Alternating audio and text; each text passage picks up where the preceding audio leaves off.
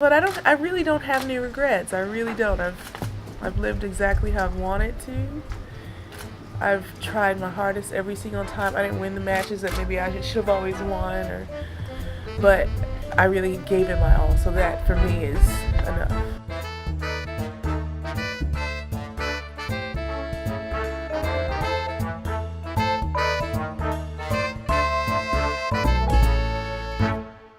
Hi everybody, welcome back to the Body Serve.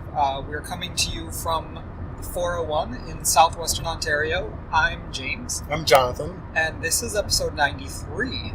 Yep, this is our 5th episode Cincinnati related. We started with a road trip episode and we're ending with a road trip episode as well. You know, we like full circles, like symmetry. What's new? What are we doing? Well, first off, I want to implore everybody who has enjoyed our coverage, who listens to the Body Serve on a regular basis, enjoyed our Cincy coverage.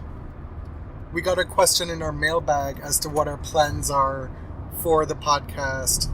Where do we hope to be in a couple of years or whatever? If we plan to monetize and ask people for money. None of those things we're doing at this point. So all this content is free. Right. And so the only thing that we ask of you is, of course, share our stuff on social media. But while we always leave this to the end to beg and plead for an iTunes review, we're gonna ask that up front as we pass this truck on the road. Head over to iTunes. Let everybody know what you think of the show. And on that note, we want to thank Stephen Brown, who left us just the most wonderful review on iTunes. Absolutely, just very generous, emotionally, intellectually. We just really appreciate that kind of feedback. And I did want to shout out Kimbo, who was the person who actually asked us that question about what the future holds for us. And she also asked a question that was very, very similar to one we asked on the last episode and didn't really get a shout out. So here it is. Thank you, Kimbo, for both questions. I thought we were going to do that later on. Just leave it with the rest of the questions. Okay, sure. Okay. Well, it was, you referenced it. Okay. Why don't you give the listeners a rundown of what's coming this episode? Okay, so what's coming? We're going to talk about the tennis. So we'll focus on the two finals. We are going to give you our interview with Ash Barty. After that, we're going to go through our listener questions, and you were very nice to give us some more for the second episode. Y'all did such a good job with those questions because we made an agenda of stuff we wanted to talk about, and so much of the questions dovetail with what we were going to talk about anyway. So you made it much more easy for us to get this show on the road. So we're also going to work in some audio from press that relates to a few of your questions. And finally, we'll just kind of wrap up our experience in Cincinnati, some high-level stuff that we've been thinking about, some broader issues. So here we go. The first thing you wanted to talk about was our very first experience at White Castle. Yes, which shall be our last experience at White Castle. We've been chasing White Castle for years. Yes. So I grew up in Western New York, in Rochester, and for some reason we don't have White Castle up there. I like to think that means we're very discerning consumers. Is that what that means? Obviously, I grew up in Jamaica. I live in Canada now. We don't have White Castle. My only exposure to White Castle was Harold and Kumar, obviously. Right. And so when we went we've been to so many weddings in Ohio, and we've now been to tennis in Ohio 3 straight summers. We've spent way too much time in Ohio, is the bottom line. Like, Ohio is one of the most varied states that you will drive through. So when you're driving through, in our case, southbound through Ohio, you see a lot of different stuff. Yeah. Like I spent a lot of time in the eastern part of the state, like in the Cleveland area, and the western part of Ohio is so different. It's more Midwestern. Obviously, Cleveland is a Rust Belt city. It feels very northeastern, but western and southern Ohio is like a whole new world. So we've been chasing White Castle for a while. We want to see what it was like.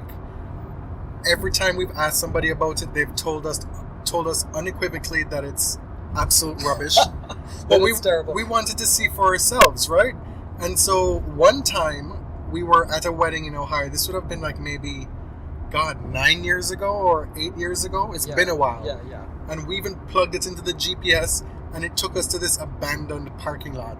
We're like, where the White Castle at? I thought it was like a plot to rob and kill us by the GPS people. So we actually rolled up at a White Castle before that no longer existed. And so this time, they were everywhere, so we decided to check it out on the way back. And my God, unless you are high and in need of stuffing your face with a million mini sliders for $10, there is no need.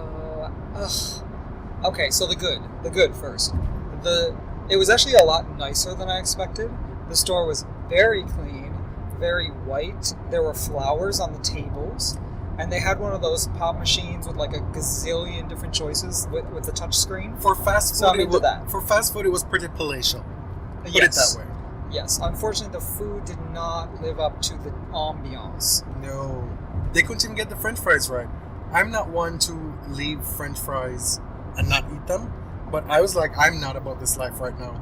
I didn't mind the French fries. They were like those ridged ones. We don't have the same taste in French fries No. at all. But the sliders, man, that was nasty. For some reason, they came with these little nasty onions on them too. So, I don't know. It was an experience. I'm glad I had it. But that's a chapter of my life that is closed. Agreed. Moving on. Let's talk about the tennis first. And by the tennis, what would we not have talked about since the last episode? Pretty much the semifinals, the quarters to the finals, right? We haven't talked about the semis or the finals. Did we talk about the quarters? I can't remember. It's so long ago. Let's Anyway. skip right to the semis. The women's stuff. I think you have to kind of tell the story of Halep and Konta in that quarterfinal to really tell the full narrative of Simona Halep this week in Cincinnati. Okay.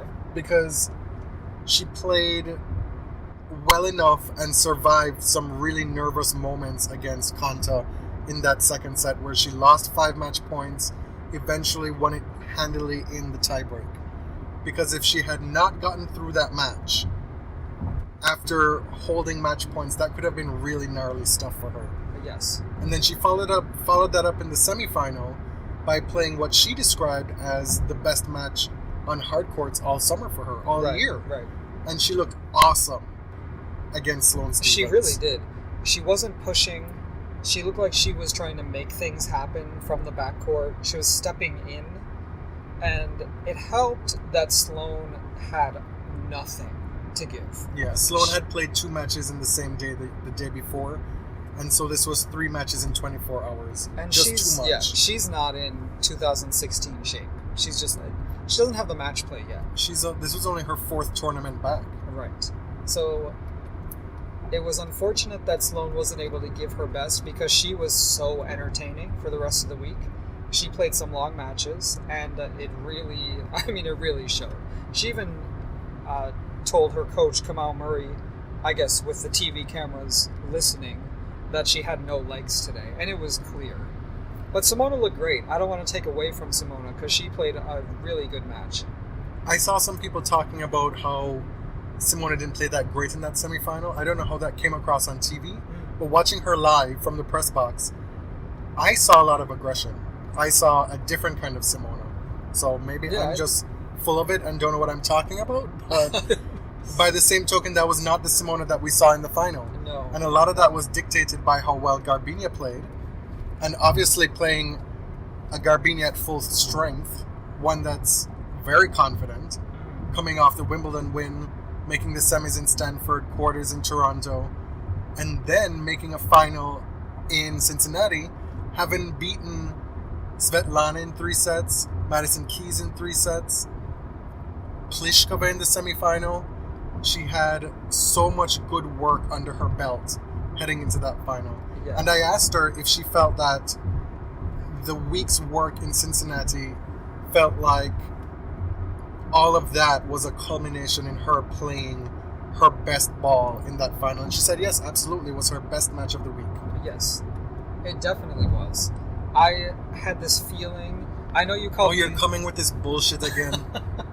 No, you called me the Muguruza Oracle. Yes. And I'm going to stop predicting her because when Serena is back and when the U.S. Open rolls around this year and I want Venus to win it, I'm not going to predict anything for Garbiñe. Mm. But The damage is already done. You've already unleashed I know. the Muguruza beast I on the know. world. I have. I'm so sorry. And what's worse is that now you like her. So I do. That's the thing. That sucks. Like, why did she have to be so charming in press and so human? We'll get to that later, but talk about flipping expectations. But the final was a dud. It was a complete shocker. anybody can see that.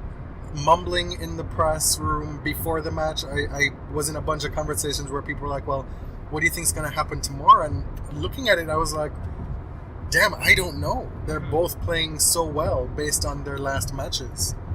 I thought we were going to get 3 sets. I thought Simona was going to be able to mix it up. And she said afterward that, Darren gave her a game plan and Or she she- wasn't able to execute. Or she said all of Darren's advices. Yeah. But man, like 616 love, and believe me, it looked like 616 love and maybe even worse in person. But for one game, I think the 4th game of the second set, where Yes. they had multiple deuces, Simona had multiple chances to break, and Garbiñe just stood firm at the baseline and snuffed them all out. Yeah. I thought, okay, maybe we're going to see something here. We'll at least see a competitive second set. But it just did not happen after Simona wasn't able to win that game. And the truly disappointing part about it was this was the 3rd time since the French Open, and including the French Open, that Simona had the number 1 ranking on her racket. Yeah. Having to win one match right in front of her to be the top player in the world. And she joked about it in press in the All Access Hour, saying that she still has nightmares about that French Open match. Well, wouldn't you? Winning her first Grand Slam and getting number 1 in the same day. Yeah. And it just didn't happen. Before the final, she said, well, it's either 3 times lucky, or it's just another experience. And then in the final now, after the final, she was asked about it, and she said, well, yesterday I said it was either 3 times lucky or another experience. I guess it's just another experience. Yeah. You were in Simona's press. I read the transcript. She is confounding to me. I just do not understand the woman. Because I think, I don't mean this in a rude way, she's the prime candidate for a sports psychologist. And I don't think that should be taboo. Because I think that there's something holding her back. I don't want to hear my favorite player apologize in 2 successive weeks about not putting in a good performance in the final. I want her to be upset. I want her to want it more than ever, and I just don't hear that. And maybe that's her way of processing. I don't know. I haven't heard everything that Simona has said since her bad loss in Toronto. I haven't been on all her social media, so I don't know just how many times she's apologized, but I know of 3. Right. She apologized. And that's 3 too many. Yeah, she apologized unprompted in the All Access Hour on Monday when all the press was sitting down at a round table with her. Right. She segued from something she was saying to say, well, I also want to apologize to the fans for the Toronto match. Fine. In her post-match acceptance speech of her runner-up trophy in Cincinnati, she apologized to the fans on court there. Yeah. And then before she left Cincinnati, she released a note via social media where again she apologized. Yeah. And my God, like, feeling that, I don't doubt that it's an earnest and genuine feeling that she feels she needs to apologize. But what must that feel like as the number 2 player in the world to be offering that many apologies for your poor play within 1 week? Right. And it's tough because she's having one of the best years of her career, if not the best year. But it's still, there are these black marks, right? She's putting herself in the positions that she should be in. Mm-hmm. She's talented. She said before the tournament, I've learned that I deserve to be here. And she does, but then we get these finals and they're just confusing. From a base level, Simona's game doesn't rise to the level of somebody like Garbiñe or other of the top players at their peak. So start with that, right? If Garbiñe is playing her best, it's going to be a nightmare match for Simona to win. Right. But still, she's not able to be competitive in these matches. I think one of our followers, I can't remember, forgive me, said Simona should have jumped her. Should have thrown in drop shots, lobs, just junk balls, moon balls, anything to mess up the rhythm. Because a player like Garbiñe loves that rhythm. Like, Simona was very often just rallying from the baseline. That's not going to do it. It's not. Especially with Muguruza playing that well. She's gotten to points in matches where she's in positions to win. So she's found multiple different ways to lose in these situations, right? So maybe that's something for her to take good feelings from. That, you know, she's been in multiple different kinds of situations, and she just needs to get one in her bag. Yeah, I mean, she's won big titles before. And I see a lot of people clapping back on social media saying, "Oh, she's a head case. She's this. She's that. She's not deserving of the number one ranking." Like, listen, she played serious ball to get to number 2 in the world. Yeah. So let's not demean her. I'm just curious to see how she's gonna move past this, because she has enough game, and should she had won on Sunday, she'd have been a deserving number 1. Right, and remember, the number 1 ranking does not necessarily mean that you are the best player alive. No, it's an arbitrarily designed system based on points. So that argument can be made. Let's move on to the men's final. okay. Or we can talk about the semis quickly. I don't think we talked about this on the last episode. The Nick Kyrgios David Ferrer semifinal was one of my favorite events of the whole week. I walked down and watched it kind of in the bowl. I was just standing against the railing, and seeing Nick serve up close is exciting. But also, the crowd was a lot more, I don't want to say neutral, because I think they were still leaning toward Ferrer. For sure. But they were definitely giving more support to Nick than they had against Rafa. Because that was just an embarrassing display, the way they behaved against Rafa. That was one of the things you were definitely looking out for in that match. Oh, yeah. To see how the crowd would respond to him that night. Because I was ready to pounce, you know? I would have been really pissed off. You'd have jumped somebody in the crowd? No, just with words, you know? But they were a bit more receptive to Nick. He put on a great performance. David plays a very frustrating game. And if Nick hadn't been in the right headspace, you could see how things could have gone very badly. There was a lot of discussion during that match on Twitter about the nature of Ferrer's game.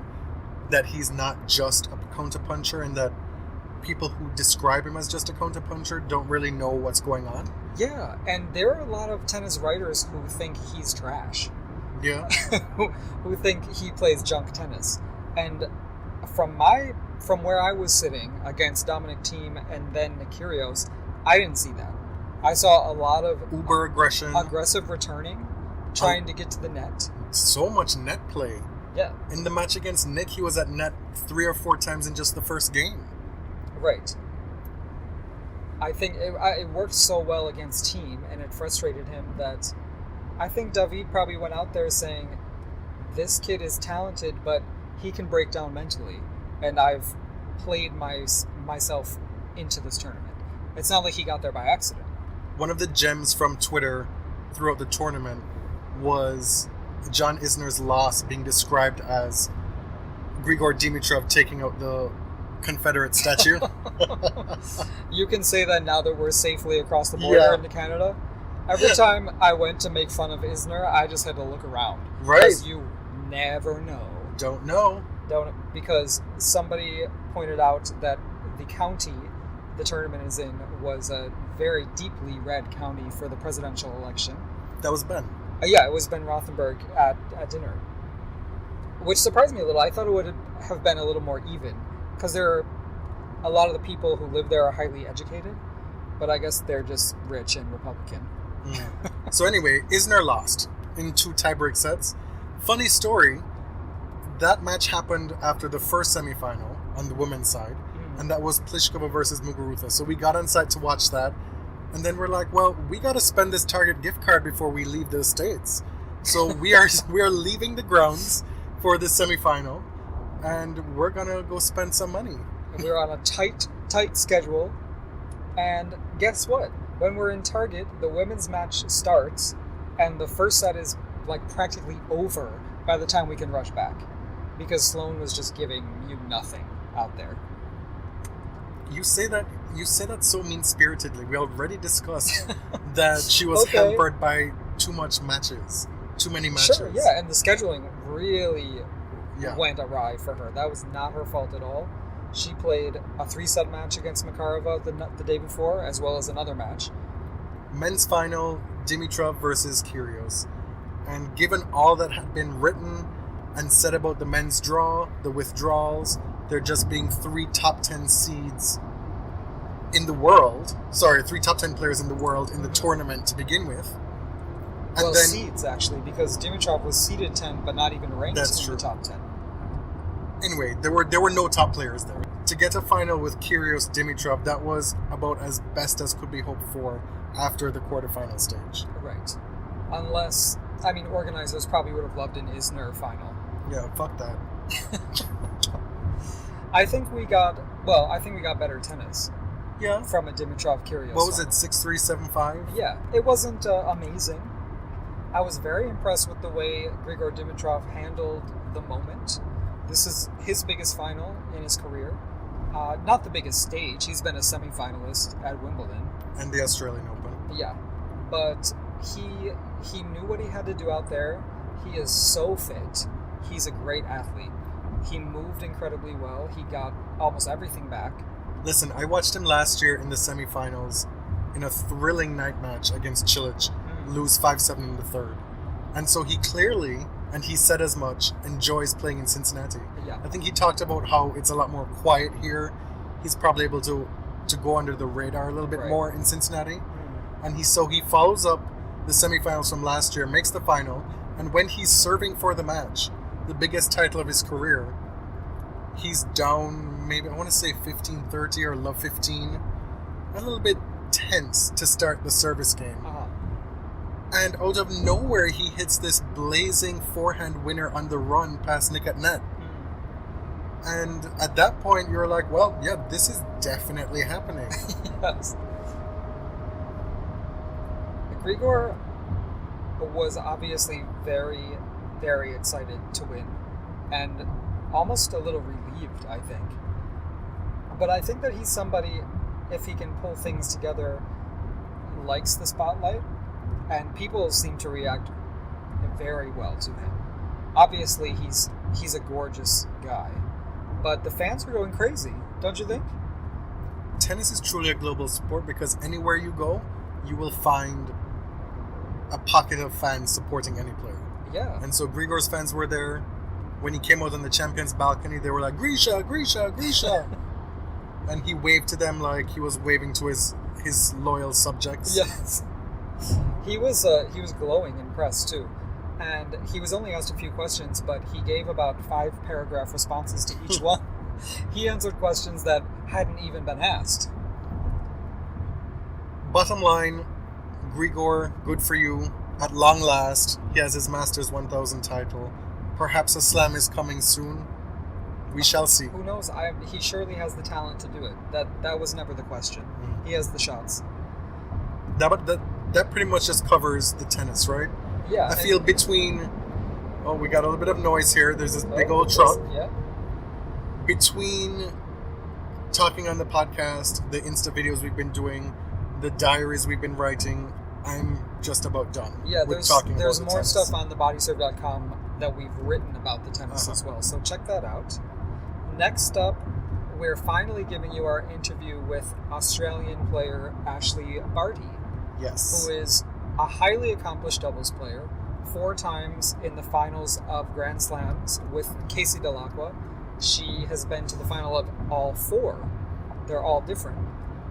And she's also really coming into her own as a singles player. She took out Venus Williams at this tournament.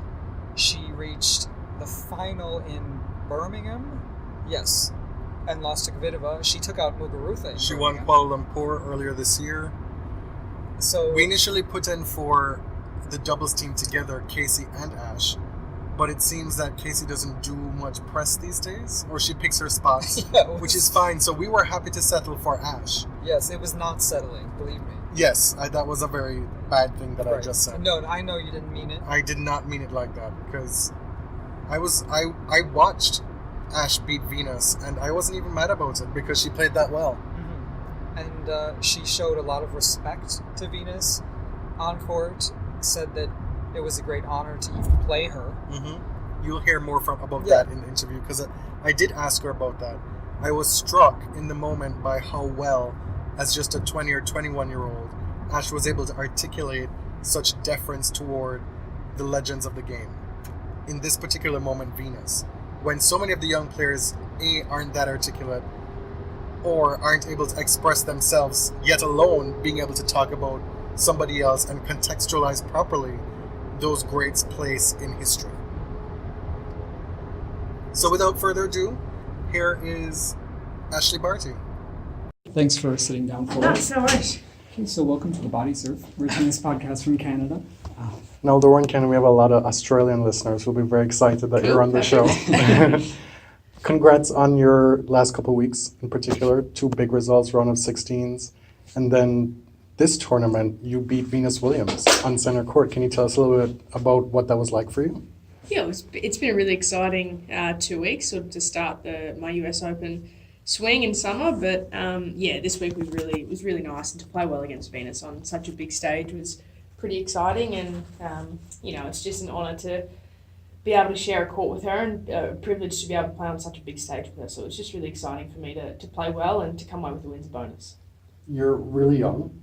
Compared to us, at least. And I can't recall hearing many young players speak with such deference and respect and so eloquently about some of the legends of the game. Thank you. Where do you think that comes from? That maturity?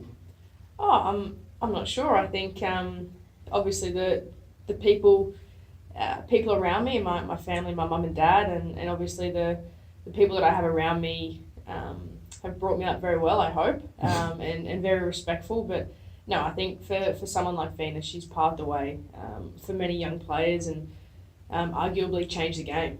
So I think it's just really exciting to still see her out here doing so well. How were you able to stay so calm? And you're playing in the U.S., Venus is from here, it's obviously a great stage, and you just kind of went out there and took care of business. We watched the match and it was really impressive. No, thank you. No, I actually didn't really think much about it, that obviously Venus is from here, and sort of when we walked out and the crowd cheered, I was like, oh, that's right, we're sort of in America. But no, for me, I just try and approach every match as best and the same that I can. I like to think that I'm sort of quite placid and calm, and I try and bring that out in the court as well. So you didn't notice that at all? Because in your first doubles match, you were out on maybe court 7, I think, and you were playing an American team, and it seemed like you served out the match with like 4 amazing serves. I mean, you quieted the crowd, but they didn't seem to be clapping too much. It was such a pro-American crowd. Yeah, and I think Katie, actually, I met her for the first time at Wimbledon this year. We were staying with the same family. So when I saw that we drew each other, I was like, it's funny how it happens sometimes in tennis. But she's obviously a local girl, and Case and I knew that. And when we went, it's just nice to play in front of a crowd, though. Americans love doubles. They love tennis, but especially doubles. And it's just really exciting to get out there and have the energy from the crowd as well. What does it feel like to have that big of a weapon? To be able to just close out a match with just your serve? Oh, I think it's, for me, in doubles especially, it's nice when Casey and I communicate and we have certain patterns and certain calls, and 2 of those serves I call myself, and 2 of them Casey called, where she knows where I want to go on big points, or she knows where she wants to move on big points. So for us, it was just about doing sort of our right plays that we wanted to do to try and close out a match. Obviously, you have a very successful partnership with Casey Delacqua as a doubles partner. What do you think about your relationship and makes it special? From the day dot when I met Case, we gelled really well. We really did. It was, the first time I met her, the first time I sent her a text to ask if she wanted to play doubles, we just hit it off like a house on fire. And I think I obviously had a lot of respect for what Case has done in both singles and doubles, and for me, just starting out my career, she was sort of the perfect person to act as my big sister, my travel mum. That's always what she's been, and she's my best friend and a genuine mate. And on court, what do you think about your games complements each other so well? I think the righty-lefty combination helps a lot, but we also have very different styles, especially on serve, very different serves, a different shape of ball, and I think for us, we love to have fun, so I think we don't worry about too much that's happened in the past. If, especially in this short format, you can play 2 or 3 bad points and that's the match, so we just try and take every point as it comes and try and do the best that we can. You've both played in a bunch of doubles Grand Slam finals at this point. Casey has played in a few more than you have, and she's a little bit older. You refer to her as your tour mom. Do you feel a little bit responsible to get her over the hump because you'll have that much more time to get yours? Yes and no. If and when we're lucky enough to win a slam title, I wouldn't want to do it with anyone but Case. And yeah, we've had a phenomenal Grand Slam career of seconds. But yeah, it would be nice to win a slam, but we've got to keep putting ourselves in the right positions. And even this year, we've had 2 quarters and a final. It's been a pretty solid year. So hopefully we can have a good US Open and just put ourselves in a position again where we can try and take home the title. Do you find any specific challenges about balancing a singles career with a successful doubles career as well, especially now that your singles career is really taking off?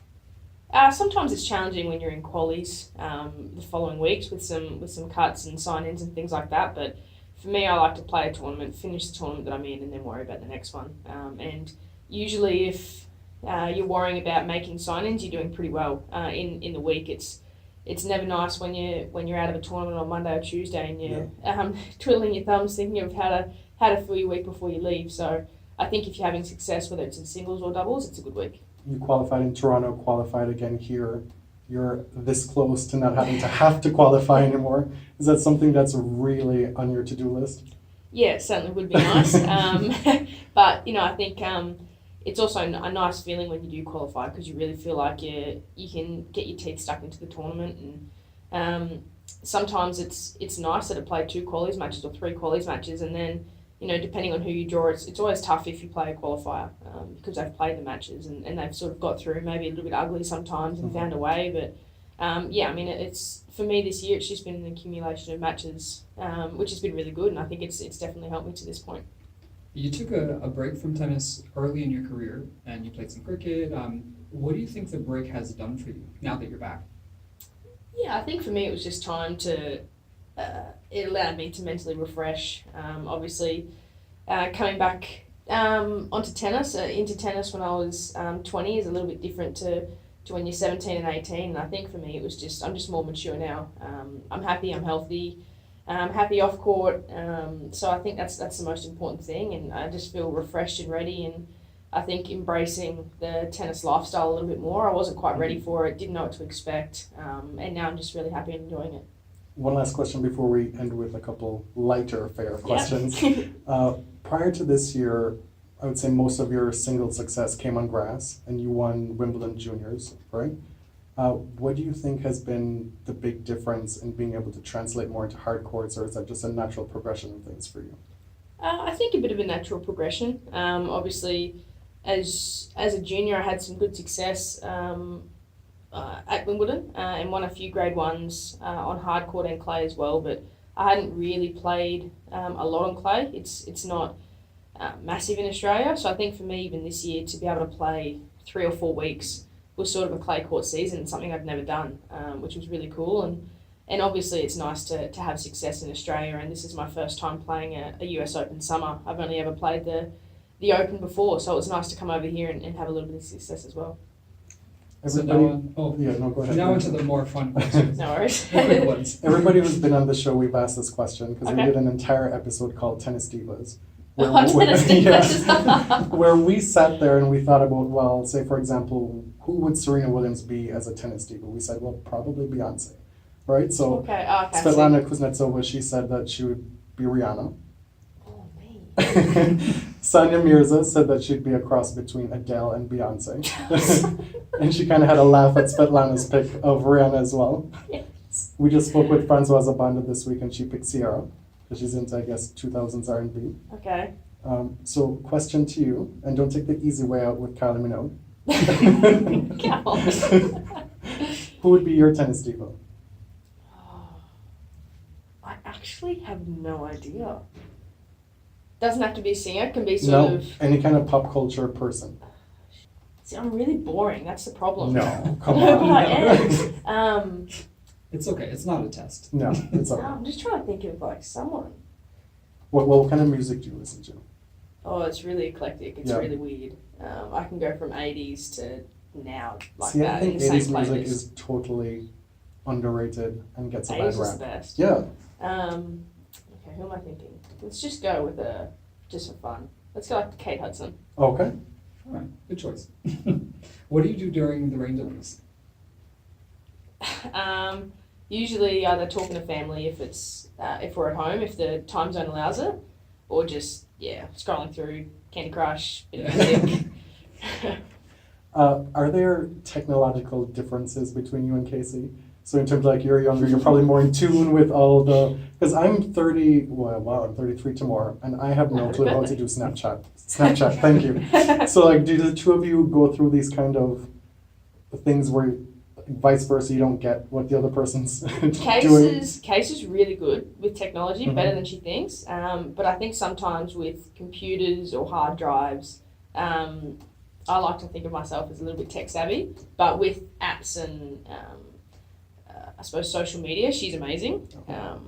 But yeah, and then sometimes she'll come out and say, "Oh, I remember when I used to listen to a tape," and I said, "Mate, I don't know what you're talking about." But yeah, I think she's pretty technologically savvy. But yeah, there are some things, especially with computers, hard drives, that I like to help her out with a little bit. Do you have a go-to Netflix show? Are you a Netflix person? Not really, but I'm a big sort of movie and TV series. I watch the same 20 movies over and over and over. Oh yeah. Just a rom-com, pretty lighthearted, where you don't have to think too much. Well, thanks so much for taking Awesome. the time. No Ashley. worries, Really thank you. appreciate it. Cheers, Good thank luck. you. Thanks. Thank you, guys. I hope you all enjoyed Ash's words. Thanks again to her because she actually gave us an interview after losing, Yes. which is unusual because most players we've found will only say yes to these sort of side interviews if they've won a match. And it's not just that she lost. We've been trying to get this interview for a couple days. It was interrupted by rain on the Thursday, where it would have happened that day potentially. And then the next day, she had to go back and play she played singles and lost in the morning. And then she played doubles and lost as Right. well, I They believe. lost the tail, that was like the tail end of their match against Shafazova Stritsova, Yeah. which they lost. And then a few hours later, we got word that she had agreed to talk to us. Maybe I'm getting the timeline on that wrong. I'm not sure if the singles and the doubles were in the same day. Oh, But bottom line, yeah, over the course of like 24 hours, she had a lot going on, and a lot of that was messed up by rain, So she did not have to give this interview. Yeah. And we appreciate it. It was nice. Yeah.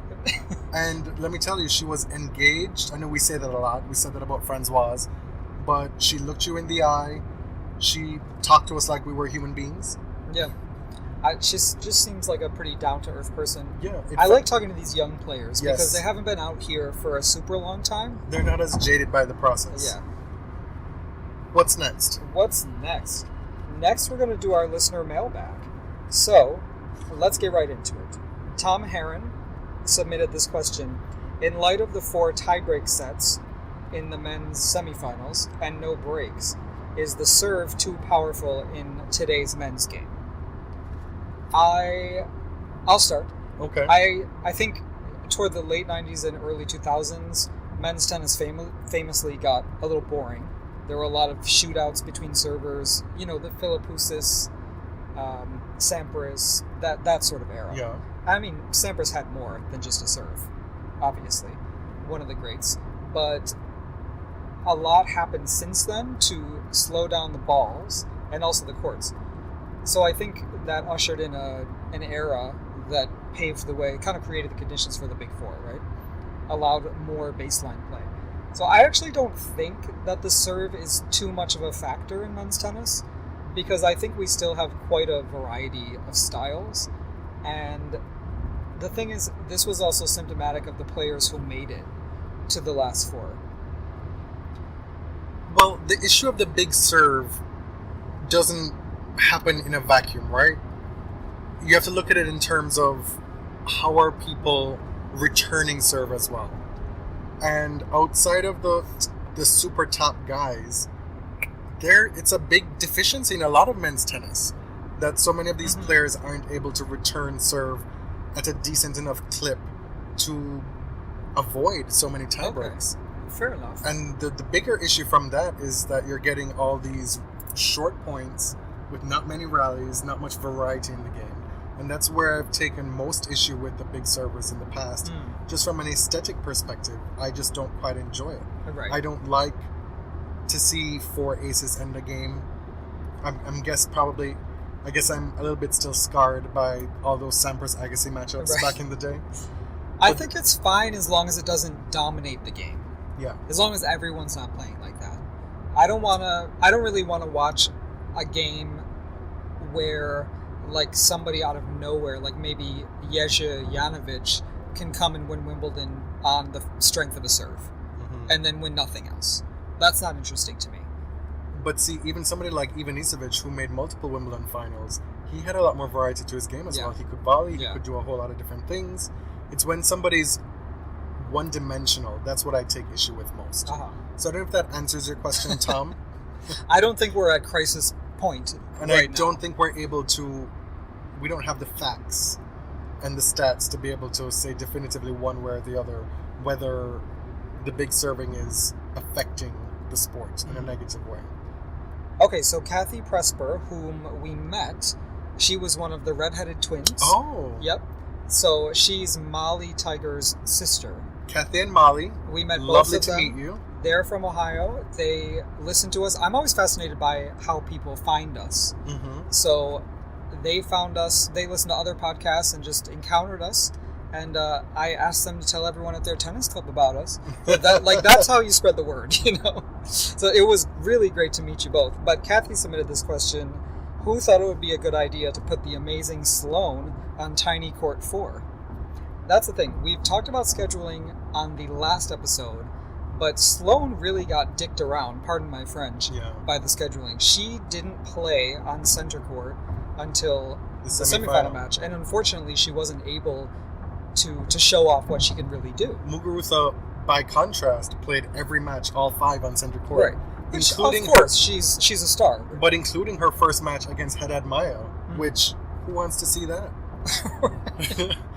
And so I'm having a hard time going to bat for Sloane when Karolina Pliskova is playing back-to-back matches on court 3 and she's your defending champion and world number one. The number 1. So I think it's more emblematic of what the hell was going on, period. I think we can see clearly that the women's game will always have to fight harder for the same recognition, for the same scheduling, and that not only happens at Wimbledon, but at a place like this.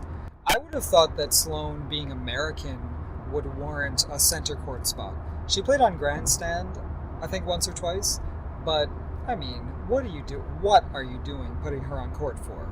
When you're already forcing her to play twice in one day.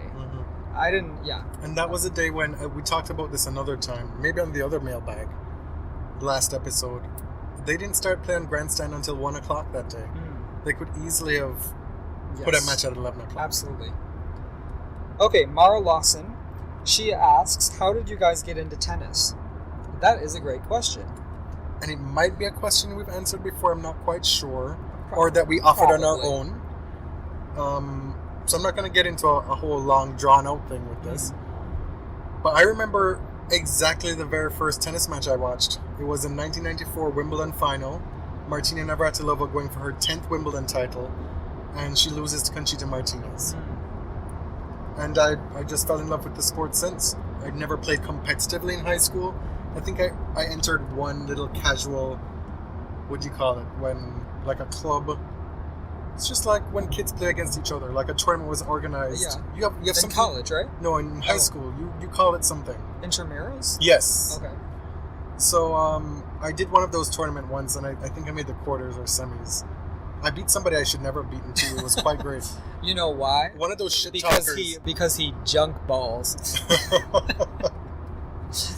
And this kid talked a lot of shit. I'll never forget it, and I beat his ass. So there you go. Talk shit, get hit. Right. And so I've just always watched tennis since. When we met, it was a common interest. Yes, it was. And you came to tennis probably about 5 years before I did. I really started being interested in, if you think about like the Venus Envy era, so probably like 1999, I would say. It was Venus, Serena, and then Capriati is actually who really got me excited about the game. And of course, you know, we've talked about this before. She's since shown herself to be a little wacky and mean, but I don't think you need to give that disclaimer to make yourself feel better about liking Capriati. I do. Capriati, because that's what that is. Okay, That this it is all about you being self-serving by giving that disclaimer. But Jennifer's 2001 breakthrough, kind of her re-breakthrough, when she won the first 2 majors of the year, and then the following year when she saved match points and beat Hingis in the Australian Open final, that was exciting stuff. That made me absolutely love this sport. And it took me a little while actually to come to men's tennis, and that was Rafa. 2006 is when I fell in love with Rafael Nadal and men's tennis by extension. I was an Agassi fan, and so after Wimbledon that year in '94, Agassi won the US Open. I still remember he was wearing that blue, white, and black outfit with the ponytail, with the cap, and I remember when he went down, collapsed to his knees, and put his hands to the sky. It's a vivid image in my tennis history. Yeah. And I was a fan of his, by extension, not a fan of Pete's. Right. And I don't know, I didn't really had many male favorites over the years since during that period. It was pretty much just all Andre till the end of his career. Okay. Dr. Mop asks, which players were your favorite interviews and pressers? I'm glad you asked, because this gives us an opportunity to share just a few more press clips with you. They're not going to be full pressers this time, but just some interesting things that stuck out. I have to say, I've talked about Muguruza this week, so she's definitely one of them. Y'all are probably sick of us talking about Muguruza by this point. I just want to give you a little taste of Muguruza's presser after she won the final. She's remarkably down to earth for a big time champion, because I've seen her strutting around the grounds before and I had a totally different impression. I thought she was going to be so cocky, and she definitely walks the walk. You know, like, she has the confidence that you'd expect, but she is very thoughtful, and she does make eye contact and thinks through the questions and gives you like a good quote to take back to your story. She tries to be funny. So here are a few bits from Muguruza. Garbina, you've had some tough opponents all week, and you've managed to get through some tough 3-set matches. Do you feel like today was the culmination of all that good play coming together to be your best performance of the week? I think so. I think today was my best performance of the tournament, because I feel like I played 20 hours in that court. You know, I had very long matches, and it was just there. I think I did few little mistakes, and my shots were very, placed, and I don't know, I think I was doing almost everything right there. If at the beginning of the week somebody said, keys Kuznetsova Pliskova Halep, and give you a 100% shot, what would you have said? They said that? No, if someone had said that to you. Oh. Well, that's a tough draw. That's a tough draw, because all the players that I played, they're in a good moment, and but I knew it's going to be a tough draw, because all these tournaments are very difficult. I felt in Toronto had a tough draw as well, so I feel it's very equal. We always talk about it, but I'm happy that I was almost in the locker room in the third match. I turned it around, I won, and then that gave me, a boost for the next day.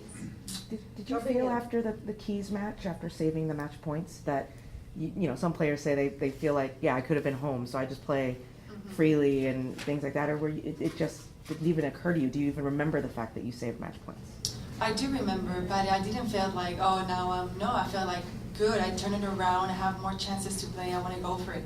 I was not thinking, less pressure or something. I was like, hungry, I'm playing Kuznetsova now, I have another chance. I was close to not having it, so I took the opportunity, finally.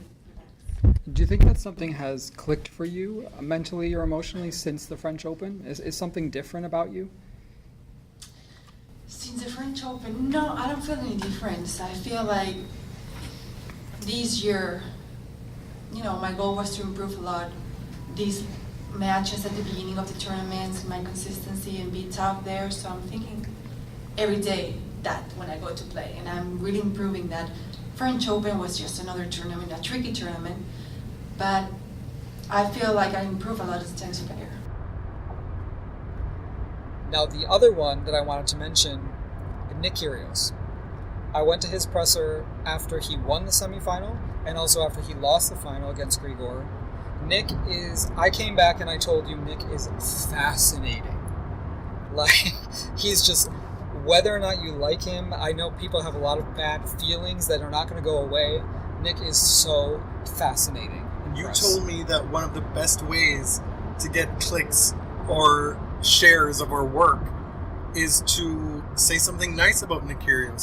Because really and truly, I've never seen anything like it. Or say something neutral about Right. Nick. People You get simply so tweeted pissed. out that he said in his press after his semifinal that it's not so much important for him to be remembered as a great tennis player as it is to be remembered as someone who was kind to people. Right. And people mocked him left, right, and center. Oh my god, Of they course. say that to Donna and Stan. And like, listen, say that to Donna, but Stan does not need to be defended by y'all. Like, he doesn't deserve it, No. and he doesn't need it. So, I'm just putting that out. We've talked about how Donna's been hard done by this whole thing, so Yes. absolutely yes. Yes. But then to pretend, and this is also walking back some of my own words in the Oh, past, yeah, mine where too. I've said that, you know, he's a grown man, he's 20 years old, he's 19 years old, we should expect better. Right. Well, I guess at the same time, at the same time, 19 and 20 is pretty young. if that's the worst of it, that you've said to somebody, I mean, I've just said a lot of Yeah. really bad things to people when I was 19 and 20. To then have that disqualify me a year or two later from saying something like Nick said. That you can't say you want to be remembered as a nice person who did well and right by people because you said this thing 2 years ago. Right. I think that's what I took issue with. So I was struck by Nick's sincerity. He's in a good space, right? A much better space than he was in the past weeks and months. So he's probably giving a better impression in press. So I acknowledge that. I may have seen maybe one of the best versions of Nick that he's presented Yes. recently. So for that, I guess I was lucky. But I was just struck by how open he was. Because you'll hear, well, I don't know what we're going to include yet, but he spoke about the death of his grandparents. He was pretty emotional about it, and I was surprised that he was willing to talk about it. I always try and pull you back in when you frame it like that. Okay. He didn't just speak about it, he was asked about it. Well, He was willing, it's different. but he didn't have to speak. No, but it's just from the listener's perspective, I think that's an important Okay, distinction. fair enough. Yeah, he's just like an interesting guy, and Nick is a complicated figure on his face. Like, before any of the trappings and any of the outrageous behavior come along, Nick will always be complicated because of who he is and what he looks like. And so you add, like, his brashness, these missteps in the past, and I mean, he inspires passion on all sides. Like, people who are fans of Nick are so passionate and defensive because they feel that he's been attacked, and on the other side, man, like, if you hate Nick, you really hate Nick, right? I just, when I see a crowd react that badly to him, I have to think, this may not all be about race, but it certainly is about race, at least in part. He presents, I mean, he uses signifiers of hip-hop culture. I really think that Americans see him as black. And by extension, thuggish. Right. And especially within the context of this overused cliche, the lily white establishment of tennis, he is somebody who sticks out, not dissimilarly from how Venus and Serena stuck out with their braids in the late 90s. Because, I mean, representation is one thing. Like, even being in the sport and being black is a big deal, and it continues to be a big deal. But when you're black in a way that is confrontational or confusing, or a way that white people just cannot understand, then that's a whole other thing. Yeah, and people like to make this distinction. Well, the comparison doesn't hold water because he's not American, he's not African American, he's Malaysian and Greek. Yeah. So it's like, listen, everybody know about the one drop rule, and everybody knows that in North America, and a lot of the discourse surrounding Nick in this way comes from North America. It has to do with what people see visually. People see him as a black person. But it's also very charged in Australia because he's the way that certain people have spoken about him publicly. Yes, absolutely. You're not a real Australian. You make us ashamed. You shouldn't represent this country. And so, like, what is wrapped up in those things? Where should he be situated then? Right. Because if you're going to reject who he is in America and then reject who he is in Australia, right? Where is it appropriate to situate Nick Kyrgios? Exactly. And frame him in a way that's okay to talk about. So, anyway, listen to Nick. Come to your own conclusions. I just think he's an absolutely great person to hear speak for himself. What does it mean to you to possibly win a Masters 1000 event tomorrow against Dimitrov? Yeah, I'm obviously excited, but I mean, it's just another tennis match for me. I'm going to go out there and, compete and try and serve big and play big, and whatever happens, happens, I guess. You paid David a lot of respect and compliments on court interview after the match. With respect to the 2003 match, you said he shared a lot of things with you that helped you in your game. Granted, that was 4 years ago, but can you elaborate on anything that you've incorporated? I played when I qualified for the US Open, and I think his coach just met up with my coach, and they kind of wrote down on a big sheet of paper what I had to improve on. And one of the things I will never forget on the sheet was learn to suffer. That's what David Ferrer said to Nick Kyrgios when I was eating KFC every day, pretty fat, not a great athlete, and I was like, this guy's crazy. And then, that's one thing I did remember from the big sheet. He's always been a really kind guy to me.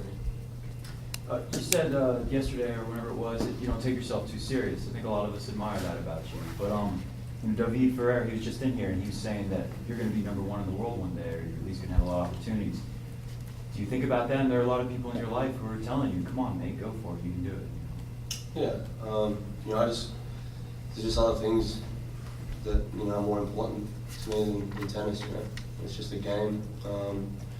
There's worse things happening in the world right now than me losing a tennis. For instance, if I lost that tennis match. So I guess that's part of the reason why I can't take it so seriously. I've had family members, that have passed away, and I haven't seen them enough, or I didn't get to see them enough because of tennis, and I guess that could be a reason why I can't really give myself fully to the game as well. If I'm number one or I'm number 500, I'm just a tennis player at the end of the day. So I don't want to really be remembered as an unbelievable tennis player. I would rather be remembered as someone who was kind to people and stuff like that. Okay, let's move on to another question. Catherine Shaw. Well, I said this on a previous episode as well. I just want to throw Joe Conta in there as well. Oh, for me, you talked about the two you thought were wonderful. I stepped on I thought Joe Conta was amazing. So there. Yeah, I agree. Okay, back to Catherine Shaw's question. Did you find all the ads and changeover music over the loudspeakers jarring for your experience watching the match?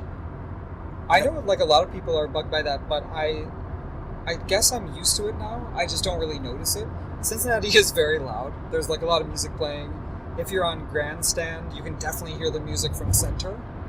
And for us we were in press, it was not a problem for me whatsoever. Yeah. Because if it's a changeover, if I'm not moving to another court, I'm sitting there and I'm tweeting. And so it allows me to not pay attention to the court, to be able to know when I next need to pay attention to the court. And if I'm up in the press box, the same thing goes. I can keep track of what's going on in the match based on what's going on with all those ads and those noises. I will say my family was pretty surprised at how much music was playing during the match on changeovers and stuff. My mom said she thought it felt more like a baseball game, or it didn't feel very Tennessee. Yeah. Which for her was different from Toronto. Yeah, right? Yeah. She didn't expect that. But I don't get the impression. I think the players are kind of this is the U.S. It's loud. It's obnoxious. we just get used to it. Didn't you get that feeling? I didn't see anybody being bothered by it, really. Well, because some people were asked. Oh, really? Yeah. I missed that. I forgot who it was, but they were like, yeah, whatever. Like, it's not a big deal. So, yeah, it was a good question, though. What else we have?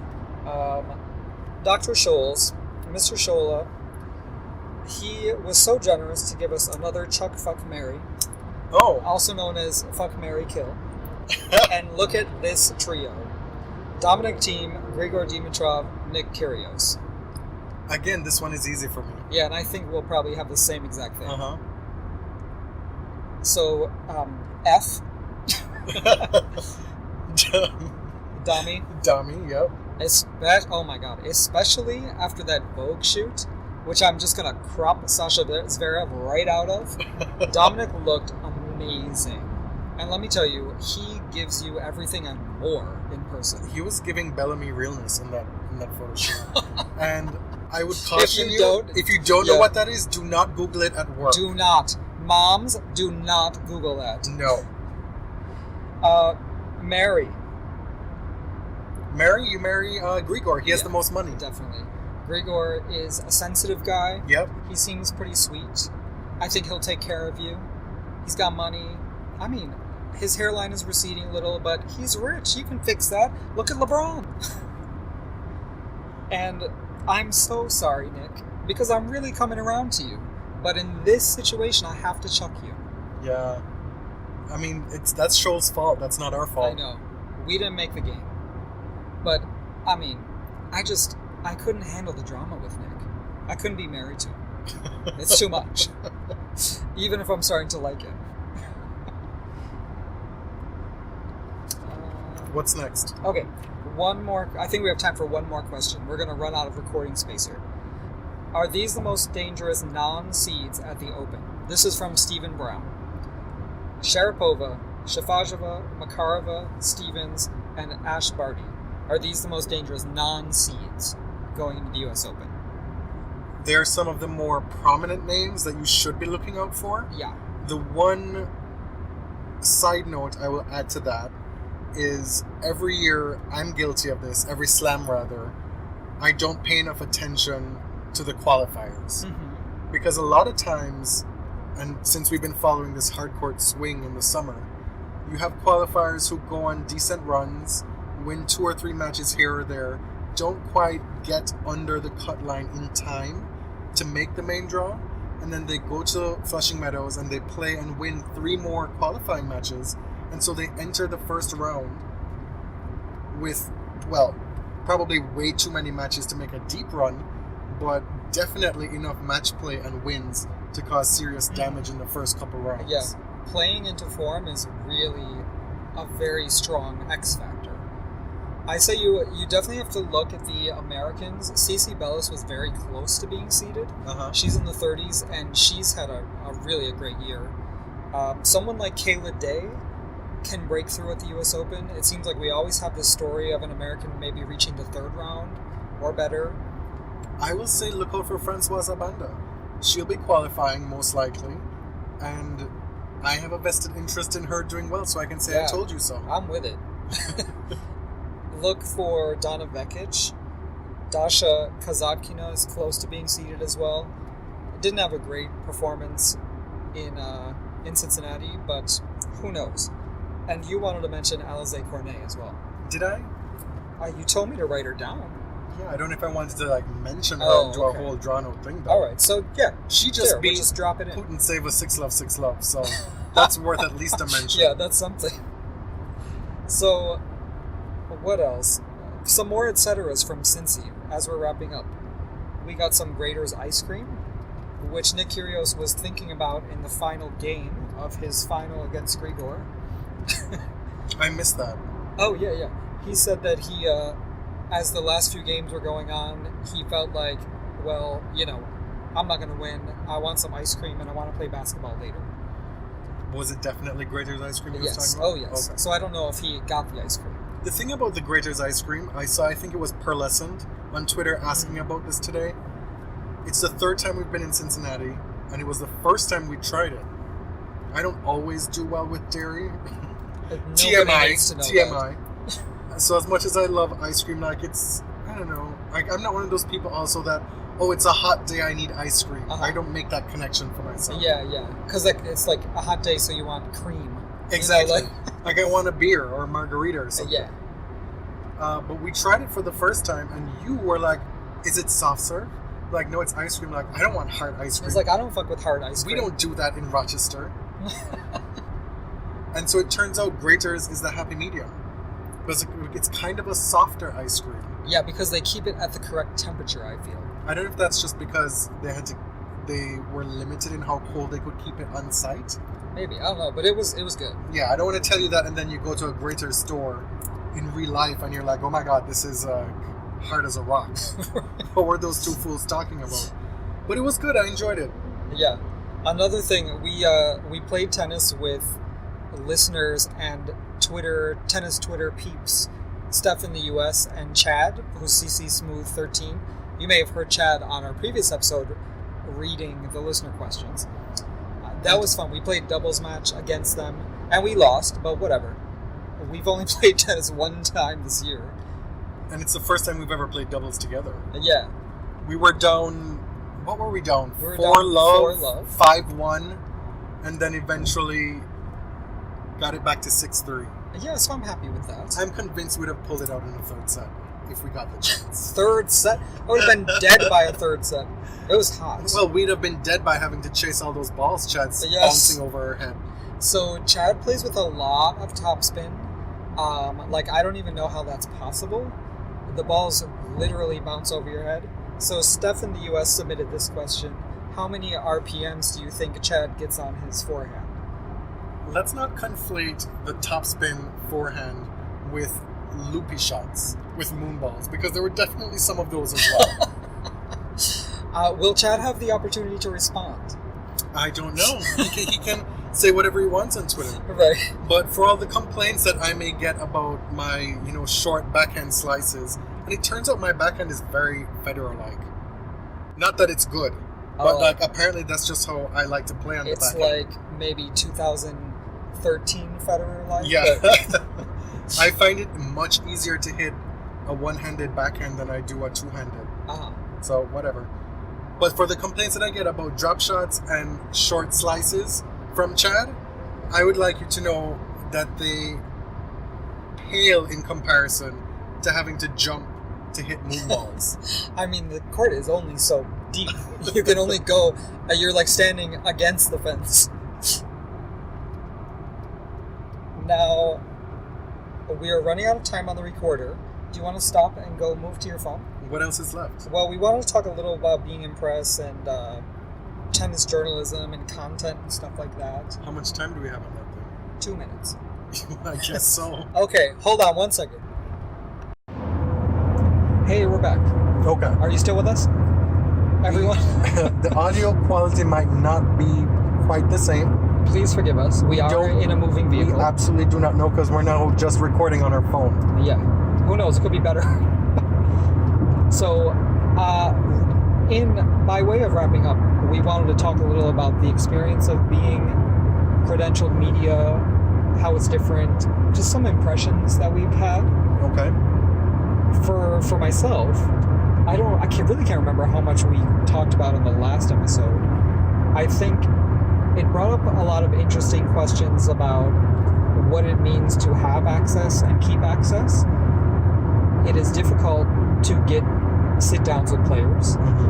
There are, you kind of have to grease the wheels. You are depending on their generosity with their time because they're under no obligation to speak with you. The example that we will use here, because it's what got us thinking about it, is if we had gotten Ash and Casey together in the same interview, and how do we not ask Casey about Margaret Court in that setting, even though we're trying to keep it light? Of course. Do we then undercut our own integrity as interviewers by not asking the obvious question, given that we are gay and that it's a topic that we've covered extensively on the podcast? It's really tough because I know that she rarely talks about it, and she normally does so on her own terms. So we could have been shot down. It could have been awkward. this is the thing. Of course, it's something we want to know, and we want to keep kind of the integrity of what we do.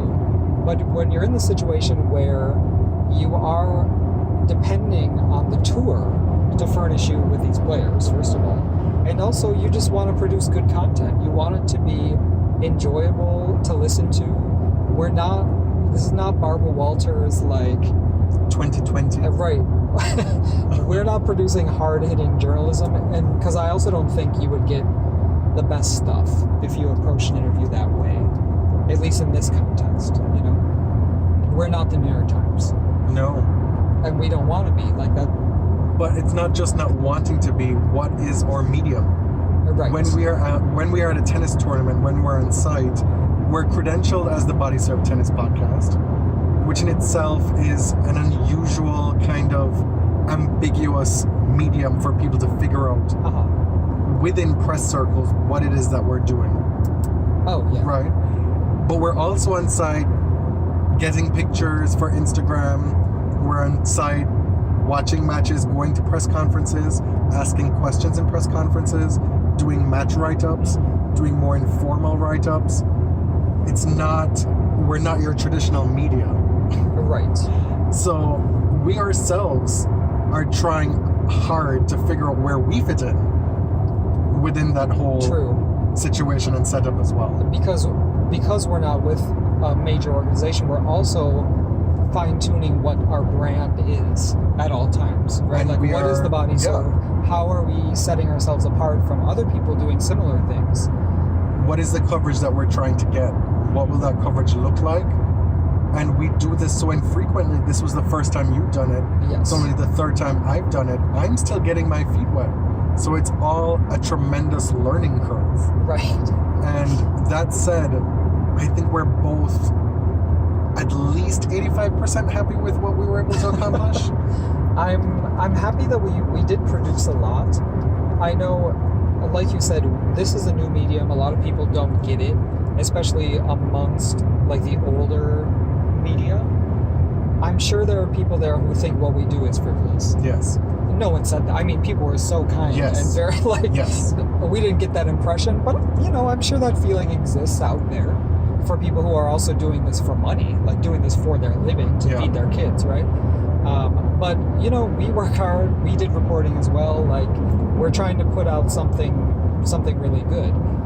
And our only obligation is to ourselves and to you, the listeners, frankly, at this point. It is so freeing because we're still completely independent. Yeah. But mostly independent. We still, like you said, have to toe certain lines to keep the access. Yeah. And I talked about this with Caitlin Thompson, who's the founder of Racket Magazine, in our interview a few months back. It's something that I'm constantly interested in, is what sort of sacrifices do you have to make to keep access to your sources? And in this case, your sources are guarded by a tour, by an organization that obviously is putting out a product and wants to portray the players in the best light. Right? They're trying to get eyeballs on women's tennis. So I'm cognizant of that. We love the product of women's tennis, so we're not out here to denigrate it in any way. But you also want to have some, like I said, integrity. You still have to be able to call the bullshit where you see it. Exactly. And I think if we stopped doing that, we wouldn't really be the Body Serve anymore. So that's really all I wanted to say about that. Okay. Yeah. I want to thank you for being in press. Oh. You were hesitant, should we say? I was. For much of the summer. I kind of pushed you into it. And then the closer we got, you were like, And then when you finally got the email saying you were going to be credentialed, you're like, yes! I was very excited. And I was still apprehensive even on the way. Like, even on the road. Even after day 3, because you did not enjoy the All Access Hour at all. I really didn't. Full disclosure, that was just not my thing. You were just thrown in. My first experience being a reporter in press. And, I mean, people have their questions ready. And you just gotta, like, yell them. So I asked a few questions, but it was just not my milieu, let's say. And I tried to impress upon you that it's not just people coming prepared with questions. It's being able to ask questions on the spot Yeah. and trust that your questions are good enough.